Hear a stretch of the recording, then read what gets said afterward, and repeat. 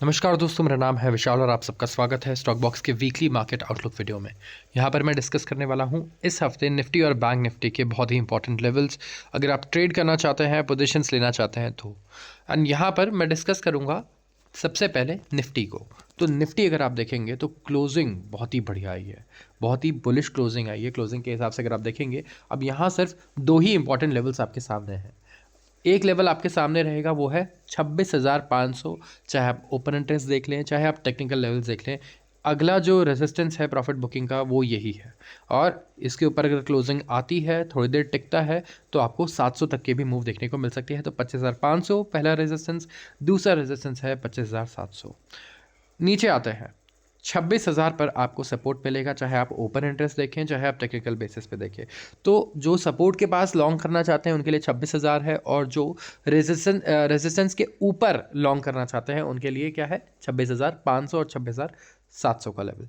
और इसके अलावा अगर आप देखेंगे तो शॉर्ट करने वालों के लिए भी सेम चीज़ें हैं। अब एसएल बड़ा बनेगा, अगर आप यहाँ से आप ट्रेड करते हैं तो आपके लिए एसएल हमेशा बड़ा रहेगा, क्योंकि मार्केट बड़ी तेज़ी से एक तरफा ऊपर गया है। एंड यहाँ पे यही रीज़न है कि आगे कोई बहुत बड़ा अगर आप देखेंगे तो कैटलिस्ट नहीं है। जो अगला कैटलिस्ट है वो है हमारा बजट, जो 1 फरवरी को है। तो उसको ध्यान में रखते हुए आपको काफ़ी सारे स्टॉक्स मिलेंगे जो बजट से रिलेटेड भी होंगे, बट इंडेक्स के लिए ये लेवल आपको ध्यान रखना है। अब बात करूँगा अगर बैंक निफ्टी की, तो बैंक निफ्टी काफ़ी बुलिश रहा था, पिछली रैली में भी आउट परफॉर्म किया था निफ्टी को।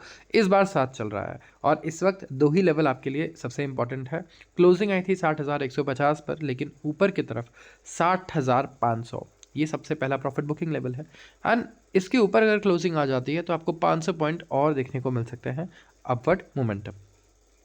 नीचे अगर आप सपोर्ट से लॉन्ग करना चाहते हैं तो सपोर्ट से लॉन्ग करने के लिए आपके पास है 59,500, और इवन अगर आप शॉर्ट भी करना चाहते हैं तो इसका ब्रेक करना ज़रूरी है। या तो फिर आप 60,500 या 61,000 के आसपास शॉर्ट करेंगे, तभी आपको रिस्क रिवॉर्ड बेटर मिलेगा। तो चाहे आप पोजीशन शॉर्ट में बनाना चाहें या लॉन्ग में, आपको सपोर्ट और रेजिस्टेंस को इस वक्त रिस्पेक्ट करना होगा, तभी आप सही तरीके से पोजीशनिंग कर पाएंगे, सही तरीके से ट्रेड ले पाएंगे।